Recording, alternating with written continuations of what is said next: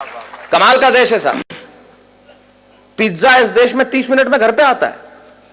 30 minute में नहीं आया तो पैसे वापस कर देते हैं। आप पुलिस वालों को बुला के देखिए।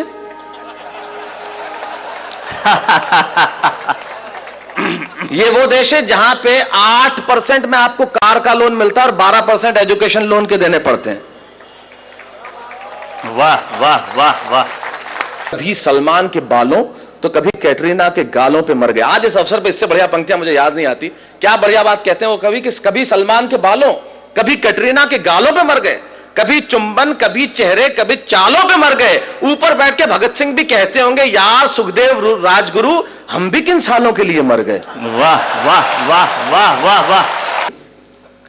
अमेरिका में एक प्रांत है टेक्सास और वहां एक शहर है ह्यूस्टन। कुछ लोग हां भर रहे हैं। इससे यह जाहिर नहीं हो जाता कि उन्होंने देखा है और इससे यह भी जाहिर नहीं हो जाता कि उन्हें पता है। इससे यह जाहिर होता है कि आदमी समझदार है और सामने वाले को यह जताना जानता है कि मैं जानता हूं। तो टेक्सास में ह्यूस्टन शहर में जब मैं काव्य पाठ कर रहा था और काव्य पाठ करने के बाद जब मैं बैठा तो बैरागीदार जैसे लोग मिलते हैं आके मिले और कहने लगे माइक पे खड़े होकर बहुत चिल्लाते हो कि हमारा हिंदुस्तान ऐसा है, हमारा मुल्क ऐसा है, हमारा देश ऐसा है, हमारा देश वैसा है। आखिर तुम्हारे देश में रखा क्या है? यकीन मानिए मेरे मन को बहुत चोट पहुंची, बहुत पीड़ा हुई। मेरी जगह आप होते तो आपको भी चोट पहुंचती, बहुत पीड़ा होती। लेकिन मेरा दर्द सुनना साहब, मुझे चोट इसलिए नहीं पहुंची कि उसने मुझे ये कहा कि तुम्हारे मुल्क में क्या रखा है। मुझे पीड़ा इसलिए हुई कि कहने वाला लड़का खुद एक हिंदुस्तानी था जो सारी उम्र यहां पला, यहां बड़ा, इसकी माटी में राज, इसकी शिराओं में हिंदुस्तानी पिता का रक्त और जिसकी धमनियों में हिंदुस्तानी मां का दूध बहता हो, वो किसी दूसरे मुल्क में जाके अपने ही मुल्क वाले से ये कहे, एक हिंदुस्तानी जब दूसरे हिंदुस्तानी से ये कहे कि तेरे हिंदुस्तान में क्या रखा है, तो चोट पहुंचना स्वाभाविक था। तब मुझे महाकवि कन्हैयालाल सेठिया जी की एक कहानी याद आई और उस कहानी को मैंने कविता की आत्मा बनाया। क्यों मुझे पीड़ा पहुंची, क्यों मुझे कविता लिखनी पड़ी? कन्हैयालाल जी लिखते हैं कि लोहा और सोना आपस में बात कर रहे थे, तो लोहे ने सोने से सवाल किया कि यार तू सोना है, मैं लोहा हूं।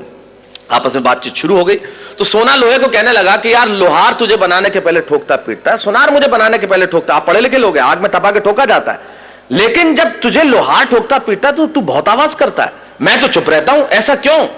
लोहे ने जो जवाब दिया वो मेरी कविता की जमीन है। लोहे ने कहा तो ठीक कहता है सोने, सोनार पीटता है तुझे लोहे की हथौड़ी से जो तेरी कुछ नहीं लगती, मैं लोहा हूं, मुझे जिससे पीटा जाता है वो लोहा है, और जब अपना अपने को पीटता है तो चीख तो निकलती ही है।